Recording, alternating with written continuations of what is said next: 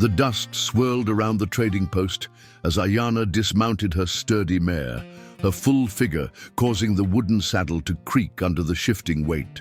The Apache girl had traveled 2 days from her village to trade precious turquoise for winter supplies, her dark eyes scanning the rough collection of buildings that made up Copper Creek.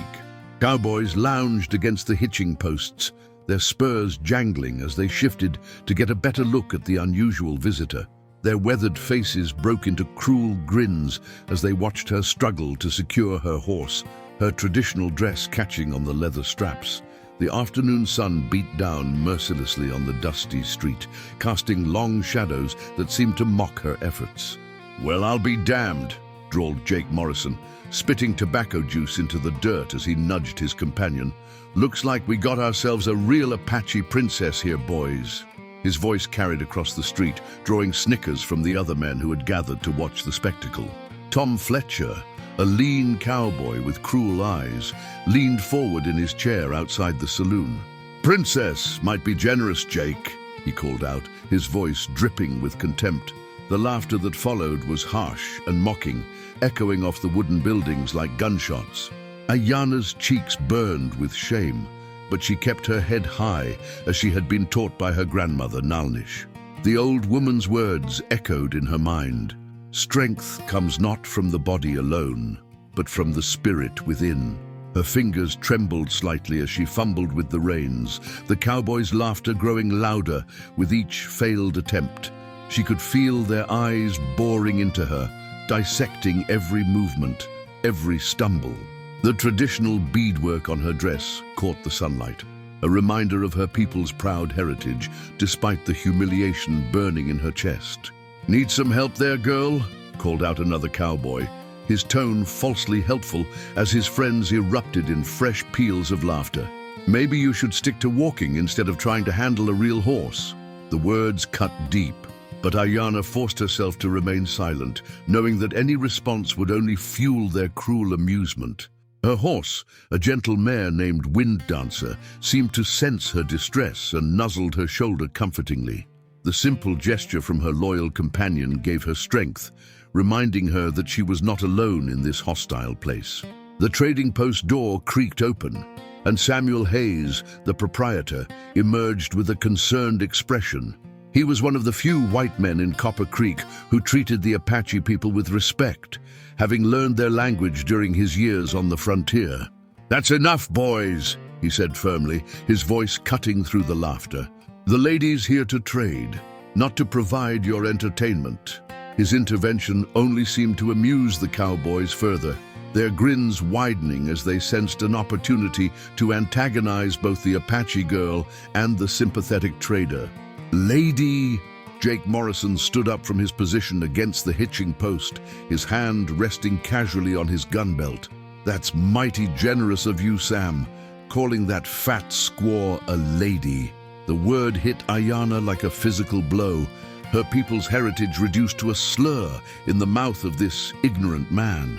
She had faced prejudice before, but never so openly, so viciously displayed for the amusement of others. The other cowboys nodded in agreement, their faces twisted with the ugly satisfaction that comes from feeling superior to another human being. Wind Dancer stamped nervously, picking up on the tension that crackled through the air like lightning before a storm. Inside the trading post, Samuel's wife Martha watched through the window, her heart aching for the young Apache woman. She had seen this kind of cruelty before, the way some men seemed to take pleasure in causing pain to those they saw as different. Her own daughter was about the same age as the Apache girl, and the thought of anyone treating her child this way filled Martha with righteous anger. She moved toward the door, determined to offer support, but Samuel caught her eye and shook his head slightly. He knew his wife's intentions were good, but he also understood that too much interference from white sympathizers might only make things worse for the girl. Tom Fletcher rose from his chair and sauntered closer, his boots kicking up small clouds of dust with each deliberate step. "Tell you what, princess," he said, his voice dripping with false kindness, "why don't you give us a little show? Try mounting that horse again, real slow-like, so we can all appreciate the effort." The suggestion was met with enthusiastic approval from his companions, their voices rising in a chorus of encouragement that sounded more like the howling of wolves. Ayana's hands clenched into fists at her sides, her knuckles white with the effort of containing her rage and humiliation. The sun seemed to grow hotter as the confrontation intensified, sweat beading on Ayana's forehead despite the cool mountain air. She thought of her father, the war chief Cocheta, and how disappointed he would be if she allowed these men to break her spirit. Her people had endured centuries of hardship and persecution, yet they had survived, their culture intact, their dignity unbroken. She would not be the one to disgrace that legacy, no matter how much these cowboys wanted to see her fail. The weight of generations pressed down on her shoulders, but it also gave her strength, reminding her that she carried more than just her own honor. As the laughter reached its crescendo, a shadow fell across the dusty street, cast by a lone rider approaching from the eastern hills. The figure was too distant to make out clearly, but something about the way he sat his horse, the proud bearing even at a distance, made Ayana's heart skip a beat. She knew that silhouette, had grown up seeing it against countless sunrises and sunsets. The cowboys were too busy with their cruel entertainment to notice the approaching rider, but Ayana felt a surge of hope mixed with dread. Her father had come to Copper Creek, and when Cocheta arrived, things would never be the same again for any of them. The approaching rider maintained his steady pace, giving no indication that he had noticed the commotion at the trading post. Cocheta had earned his name, which meant the unknown, through his ability to move unseen through enemy territory. But today, he rode openly under the blazing sun. His weathered face showed no emotion as he observed his daughter's humiliation from a distance, though his dark eyes burned with a cold fire that would have chilled the cowboys to their bones. The war paint on his cheeks had faded from his morning hunt, but the eagle feather in his long black hair still caught the wind. His horse, a magnificent stallion named Thunderwalker, seemed to sense his master's mood and moved with predatory grace toward the settlement. Ayana finally managed to secure Winddancer's reins to the hitching post, her movements deliberate despite the continued jeers from the cowboys. She had learned patience from watching her father hunt, understanding that the right moment for action was worth any amount of waiting. The beadwork on her dress told the story of her lineage, each pattern carefully crafted by her grandmother to honor their ancestors who had fought and died for their freedom. Samuel Hayes stepped forward again, his face flushed with anger at the cowboys' behavior, but Ayana shook her head almost imperceptibly. She knew her father was coming, could feel his presence like the approaching thunder of a summer storm, and she wanted these men to face the full consequence of their actions. Jake Morrison grabbed a whiskey bottle from one of his companions and took a long drink, emboldened by the alcohol and the laughter of his friends. "Come on now, princess. Don't be shy," he called out, gesturing wildly with the bottle. "We paid good money to see a show, and you're the best entertainment this sorry town's had in months."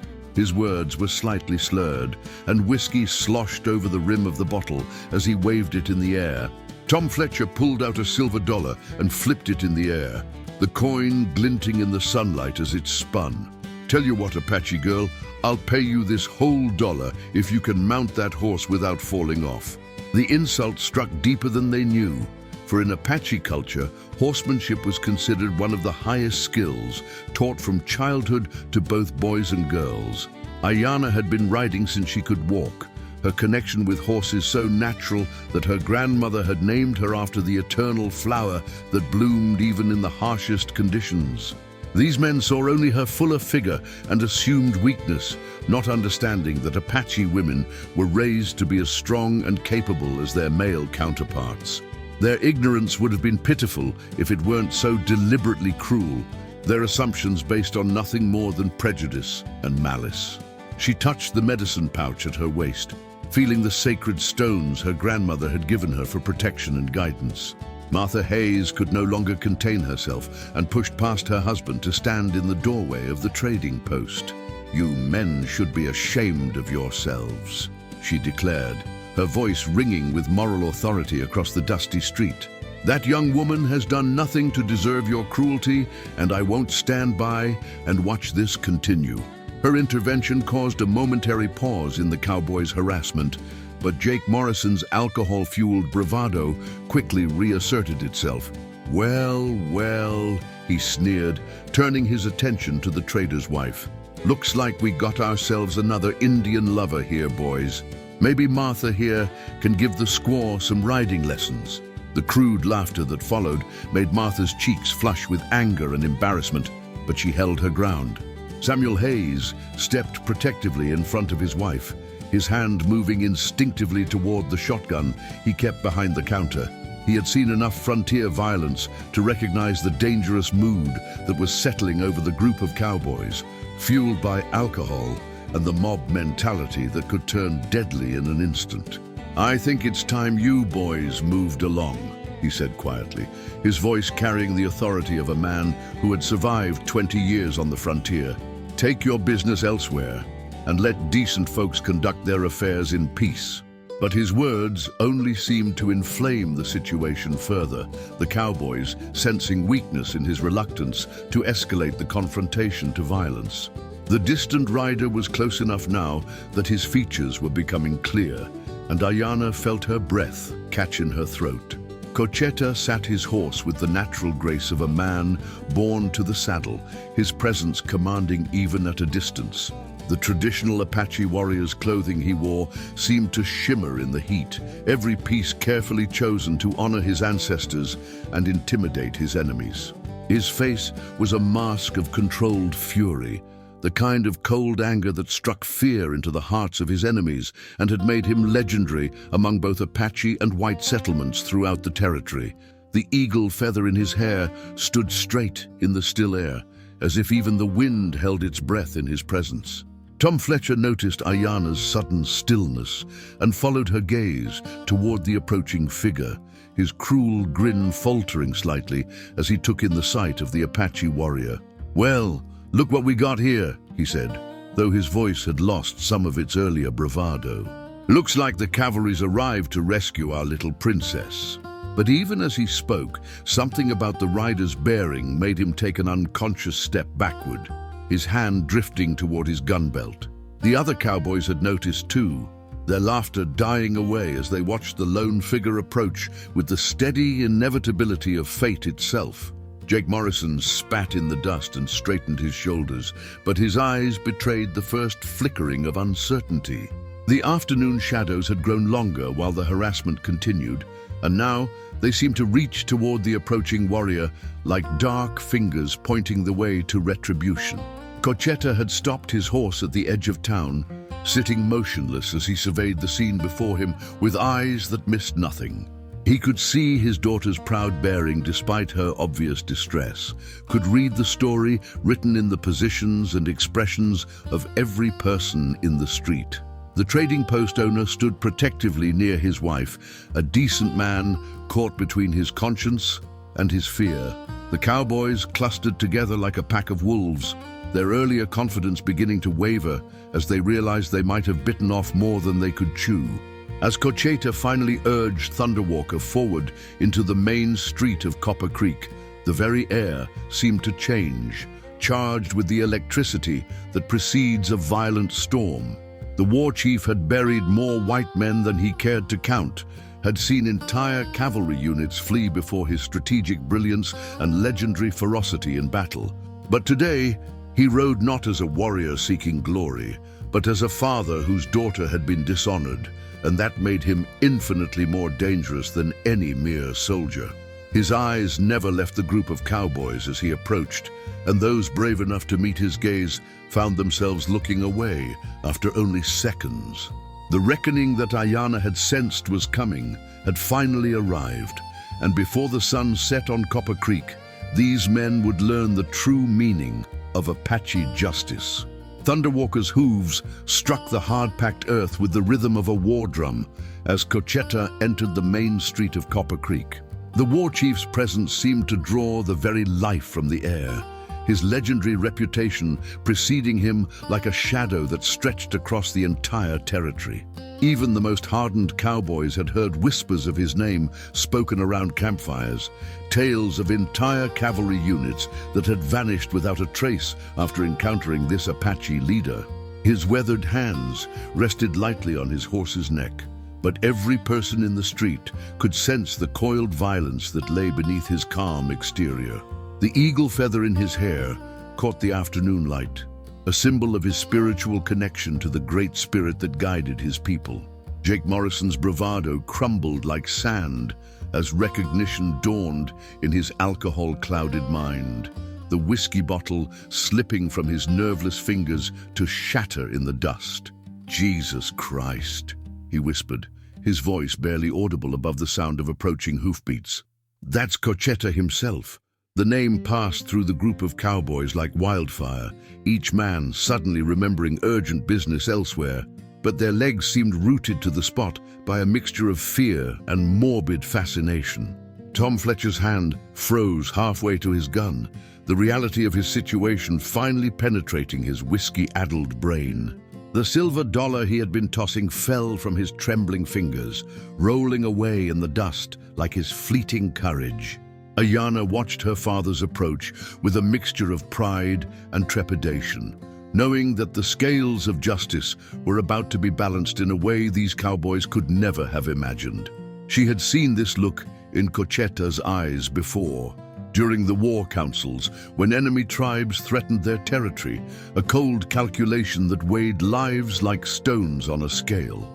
The beadwork on her dress seemed to glow more brightly in the presence of her father, each pattern telling stories of Apache victories against impossible odds.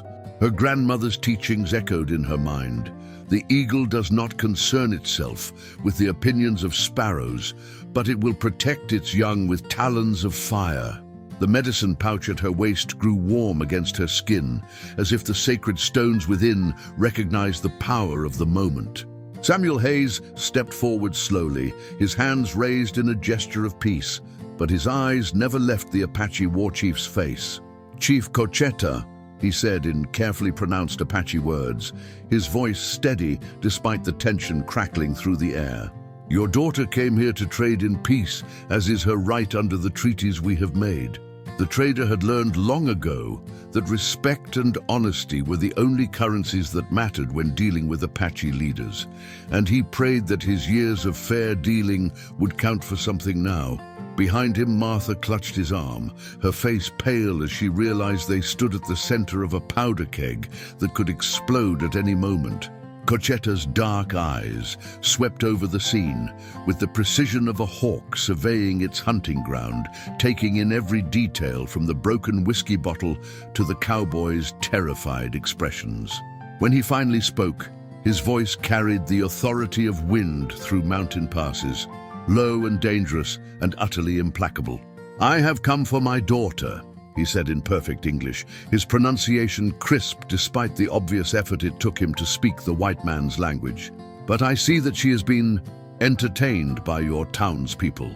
The way he spoke the word entertained made it sound like a curse, each syllable dripping with barely contained violence.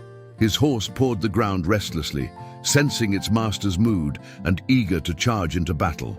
Tom Fletcher found his voice first, though it cracked like a young boy's when he tried to speak. "We didn't mean nothing by it, Chief," he stammered, his earlier cruelty replaced by desperate placation. "Just having a little fun, that's all. No harm done, right?" But even as the words left his mouth, he knew how hollow they sounded, how inadequate in the face of the towering dignity that radiated from the Apache leader. Jake Morrison nodded frantically, sweat beading on his forehead despite the cooling afternoon air. "That's right, just funning around. Didn't know she was your daughter, Chief. Would never have said nothing if we'd known." Their pathetic attempts at apology only seemed to deepen Cochetta's contempt, his expression growing darker with each word.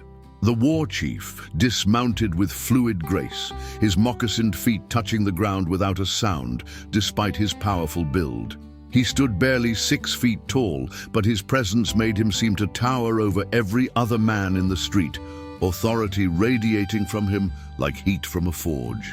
"You did not know," he repeated slowly, as if tasting each word before speaking it. So you believe it is acceptable to humiliate any Apache woman as long as she is not the daughter of a war chief? The logic was inescapable and damning, exposing the racism that lay at the heart of their actions. His question hung in the air like smoke from a funeral pyre, condemning them with their own twisted reasoning. Martha Hayes watched in fascination and terror as Cocheta moved with predatory grace toward the group of cowboys, each step measured and deliberate. She had heard stories about Apache justice, whispered tales of creative punishments that fit the crime in ways that white law never could. The war chief's reputation for both mercy and terrible retribution was legendary throughout the territory, but she had never imagined she would witness it firsthand.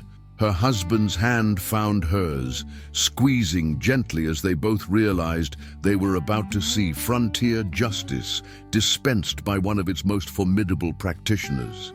The afternoon sun seemed to pause in its journey across the sky, as if even time itself waited to see what would unfold. "Tomorrow morning," Cocheta announced, his voice carrying clearly across the silent street. "When the sun touches the mountains, you will come to my camp." The cowboys exchanged terrified glances, each man knowing that few white men had ever entered an Apache camp and lived to tell about it. "You will bring no weapons, and you will come alone, each of you." Jake Morrison's legs nearly gave out at the pronouncement, while Tom Fletcher's face turned the color of old parchment. "There, you will learn what it means to show proper respect to Apache women and to face the consequences of your actions like men instead of cowards."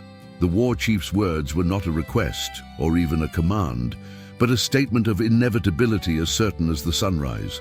As Cocheta helped his daughter onto Wind Dancer with gentle hands that belied his fearsome reputation, the cowboys remained frozen in place, trapped between their terror and the impossible nature of their situation.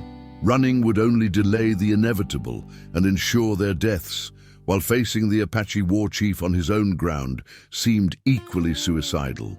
Ayanna looked down at the men who had humiliated her just moments before, seeing them now as her father saw them, small, cruel creatures whose power came only from the safety of numbers and the protection of their prejudices.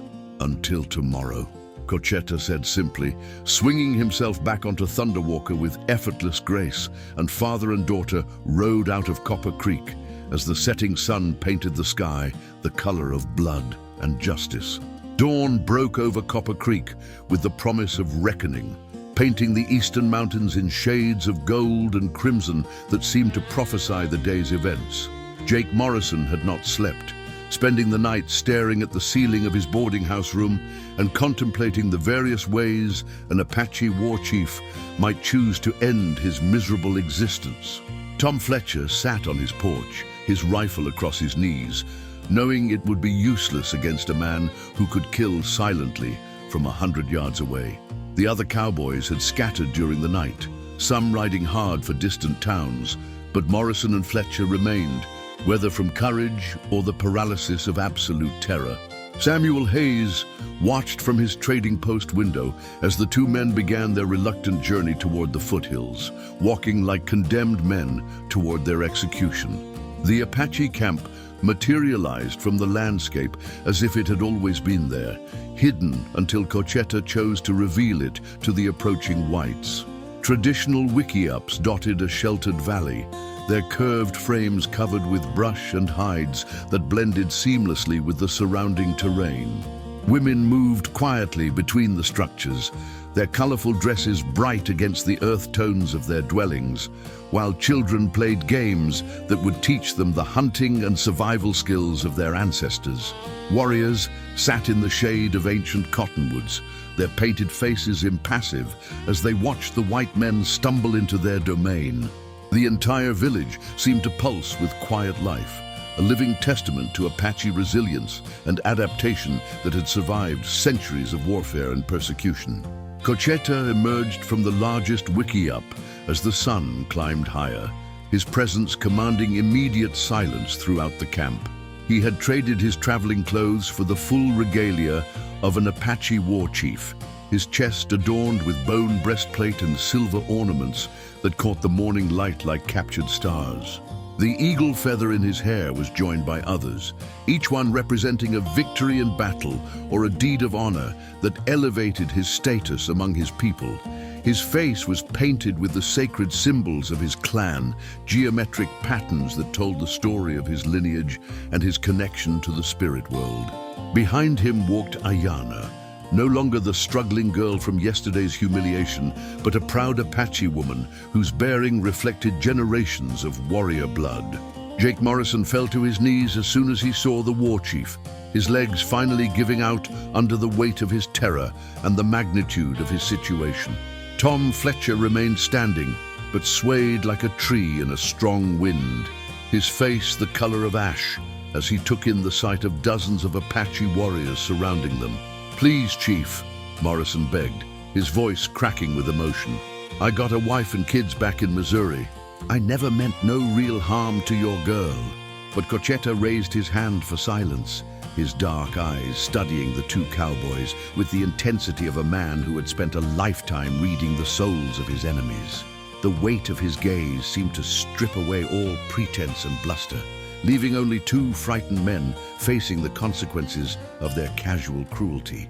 "Yesterday you laughed," Cochetta said, his voice carrying clearly across the silent camp. "Today you will understand what it means to be judged by the color of your skin, the shape of your body, the sound of your voice." He gestured to two Apache women who stepped forward, their faces stern with purpose. "These are my sisters, Nalnish and Itzel. They will teach you what you taught my daughter about respect and dignity." The women approached with expressions of barely contained anger, remembering their own encounters with white prejudice, their own moments of humiliation at the hands of men who saw them as less than human. Morrison and Fletcher shrank back, but there was nowhere to run in the circle of watching Apache faces. The lesson that followed was unlike anything the Cowboys could have imagined in their darkest nightmares. They were made to perform tasks that revealed their own inadequacies and limitations, forced to attempt skills that Apache children mastered before they could properly walk. When they failed, as they inevitably did, the entire camp erupted in the same mocking laughter that had filled the streets of Copper Creek the day before. The women critiqued their bodies with the same cruel attention to detail the men had shown Ayana, commenting on their soft hands, their pale skin, their obvious unfamiliarity with the harsh realities of frontier life. Every sneer, every pointed finger, every burst of derisive laughter drove home the lesson with devastating effectiveness. But as the morning progressed, something unexpected began to happen in the Apache camp. The laughter gradually died away, replaced by a heavy silence that spoke of deeper truths being revealed. Ayana watched the two cowboys struggle with tasks that would have been simple for any Apache child, and instead of satisfaction, she felt a growing sense of emptiness. Her grandmother, Nalnish, approached and placed a weathered hand on her shoulder, her ancient eyes reflecting wisdom earned through decades of conflict and survival. "Granddaughter," she whispered in Apache, "do you see how small they become when stripped of their pride? This is what they tried to do to you, but you remained strong where they have crumbled." The old woman's words carried the weight of generations, and Ayana began to understand that true strength lay not in the ability to humiliate others, but in maintaining one's dignity despite the attempts of others to destroy it. Cochetta called a halt to the proceedings as the sun reached its zenith, his command cutting through the camp like a blade through silk. He studied the two broken men kneeling in the dust before him, seeing not the cruel tormentors from yesterday, but merely two human beings crushed by the weight of their own medicine. "You came here as men who believed their worth came from making others feel small," he said, his voice carrying the gravity of a final judgment. "You have learned that such strength is an illusion, that true power comes from building up rather than tearing down." Jake Morrison looked up with tears streaming down his face, the full weight of his actions finally penetrating his consciousness. Tom Fletcher remained silent, but his trembling hands spoke of a man whose entire worldview had been shattered in a single morning. "Reese," Cochetta commanded, and the two men struggled to their feet, their legs shaking from hours of kneeling on the rocky ground. You will return to your town, and you will carry this lesson with you for the rest of your lives. When you see others being mocked or humiliated, you will remember this day and choose differently. The war chief's eyes swept over his own people, ensuring that they too understood the deeper meaning of what had transpired. Strength without wisdom is the path of the fool, and wisdom without compassion is the way of the tyrant. Today, you have all learned which path leads to true honor.